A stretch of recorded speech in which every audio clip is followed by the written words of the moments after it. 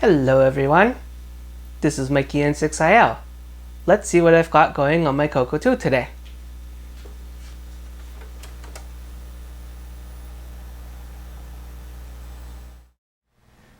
Let's bring up Nitrous 9 and see what we can do on there. Aw man, why are my silly CoCos always asking for the time?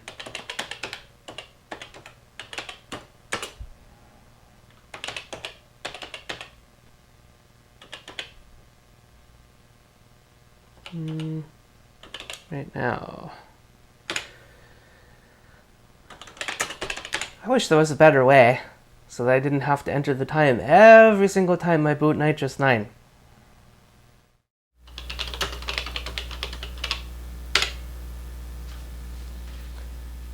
Let's see if we can answer that question in the riddle I posted on Facebook. My CoCo needs to know what time it is, and it can send and receive UDP packets.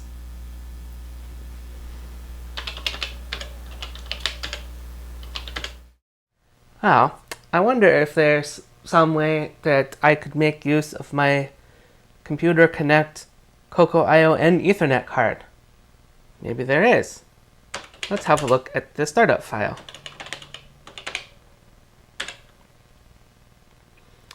Set time. That's the way that Nitrous 9 pretty much always comes up. Let's change this. Initialize the CoCoIO card and then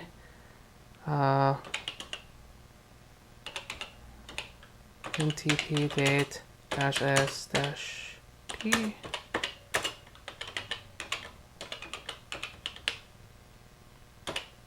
Alright, that looks correct. Let's save this and restart.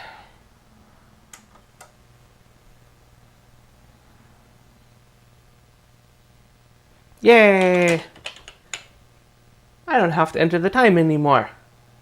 And I don't need no stinking real-time clock either.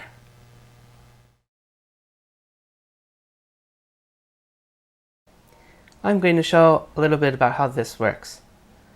So, as I said, I have the Computer Connect CoCoIOn Ethernet card installed on my machine, and I have the software to configure it installed.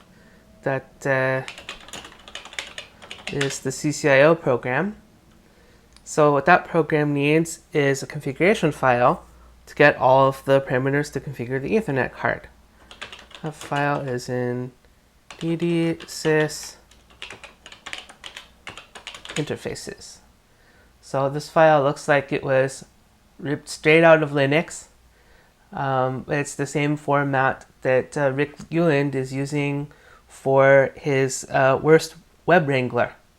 So this is pretty standard interface Ethernet 0, the IP address, the gateway, netmask, and MAC address.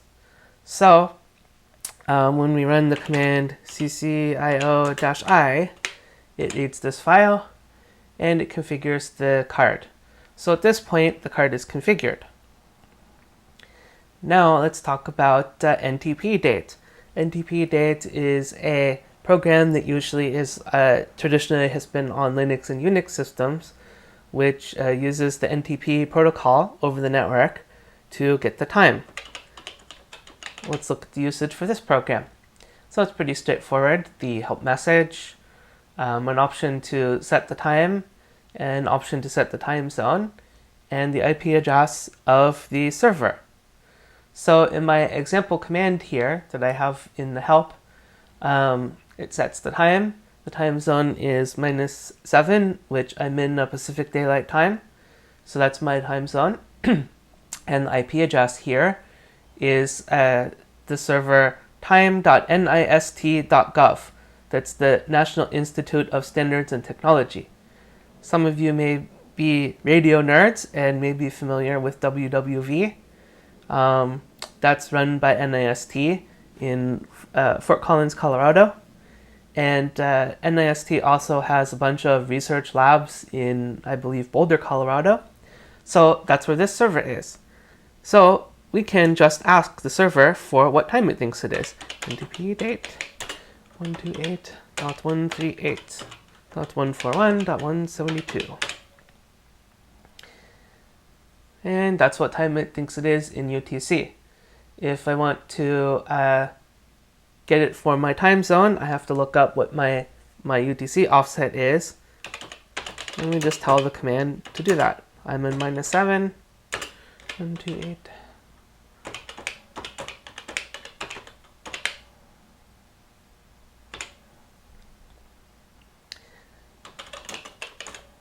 And yeah, that agrees with my local time.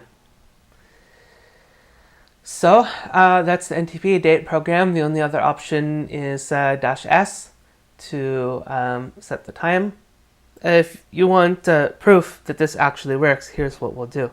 We'll do NTP date. We'll set the time, but we'll change our time zone to Colorado time zone.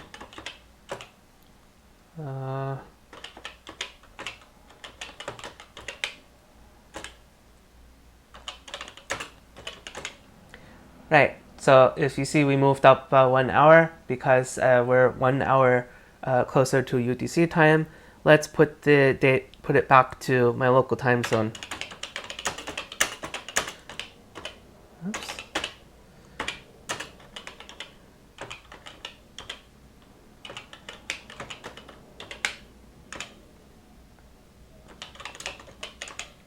Yep, now I'm back on Pacific Daylight Time.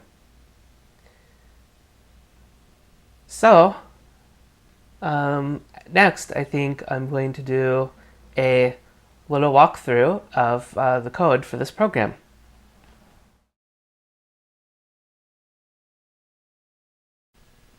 Okay, let's take a look at the code for this.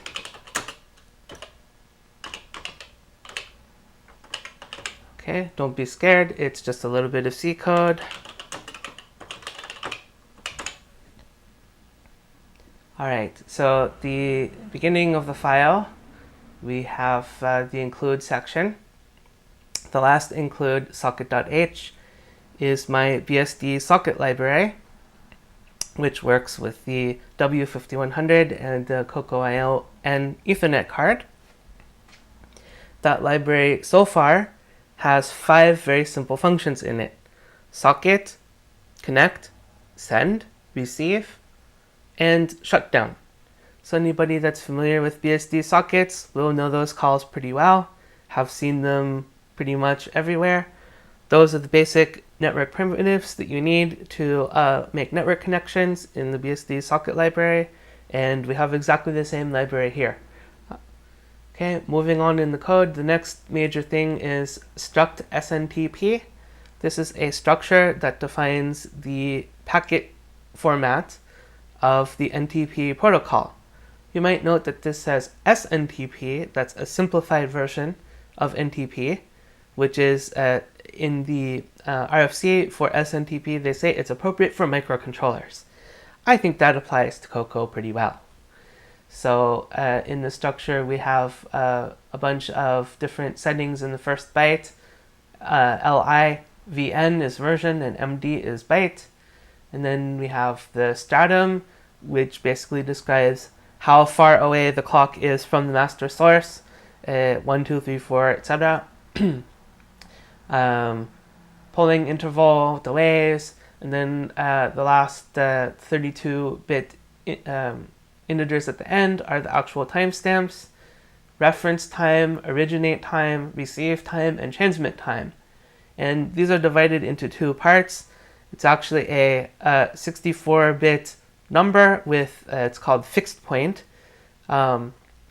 which means that there's 32 bits in the whole part of the number and 32 bits in the fractional part of the number. So the fractional part is, of course, less than a second. And on Nitrous 9, we don't actually have a clock that's less than a second, so we're going to completely ignore that. We're actually going to use the transmit time, which is the time that the server sent the packet to us. That's the time that we're going to use to set the clock. Okay, so the next section, we have a bunch of defines for the different values in LIVN and MD. So we have the li, which is no warning, leap, alarm. vn is the version number, which is a macro, and then md is the mode byte. We're going to be using mode client.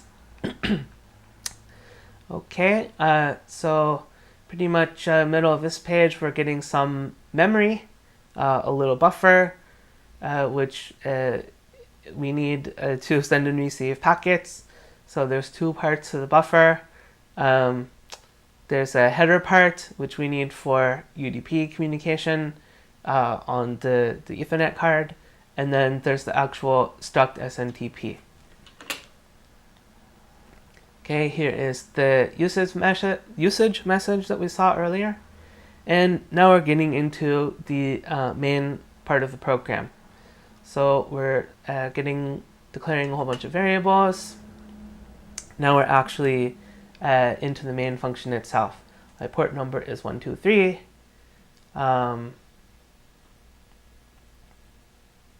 And then we have some pointer stuff. We deal with the command line options, the help, the time set flag, and the time zone. Then the first thing that we do is the SNTP message that we're sending to the server. Everything needs to be 0 except for the very first byte, the LIVNMD. So for LI, we're setting it to alarm state. Alarm state means that we're not initialized. We don't know what time it is yet. We're setting the protocol version to version 3, and we're saying that we're a client. So with our message set up and ready to go, now we need to actually connect to the server to transmit it. So we get a socket, we check for errors on that. We actually connect to the IP address and the port. Again, the IP address is, I have a test server running here, or we use the time.nast.gov, for example. So that's the IP address. And the port number is 123 for NTP. So I guess Chris Hawks was actually correct that the port is 123. It's as easy. How did he put it? He said it's easy as 123. Yes, exactly. Okay, so we connect to the socket, and then having successfully connected to the socket, then we send our message to it. And that's the request to the server. And after that, the server will send the reply back to the Ethernet card, and we need to prepare to receive that. So if you see the comment at the bottom of the screen here, W5100S, our X packet length is header plus data. So on this particular Ethernet card, when you receive a UDP packet, it adds an 8-byte header to the beginning. So we have to we have to remember that that's taken care of in this code by using different pointers to point to the different structures. So the receive, it's off the screen, off the top, unfortunately, but we receive the message from the server, and then at the very top of the screen, we're looking at the return code from that to make sure that we receive the proper number of bytes. And then after this, we're done with communication and we shut down the socket. The next part of the program is doing all the necessary conversions. NTP uses a timestamp which is based on January 1st, 1900. So the Unix time on a normal Unix machine, what's called the epoch. The epoch usually starts at January 1st, 1970. So there are 2 billion extra seconds that we need to remove. So that's the first thing that we do. We convert it from the 1970 base, from the 1900 base time to the 1970 base time by subtracting those 2 billion seconds from it. After this, we have the time zone correction, which I don't know if this code is needed exactly how it is. It may actually work correctly a little bit more simply, but this is the way that I have it right now. If you gave a time zone, then we basically add that time zone correction to the time. Time zones are specified in hours, so we have to multiply that by 3600. So I entered -7, so it would basically subtract that number of seconds from the time. And the last thing is we set the time. And late last night we learned one detail. There was a small bug in this program that if I set the time and the month was wrong. It turns out that Unix bases January is month 0, but in OS 9, January is month 1. So in order to get the correct time, we have to add 1 to it. So that's the code walkthrough. I will just demonstrate this again very quickly, just by hitting reset, and it will automatically configure the card and set the time. So that is ntpdate for the CoCo. My first real useful application using the CoCoIOn Ethernet card from Computer Connect. All right, I think that's it.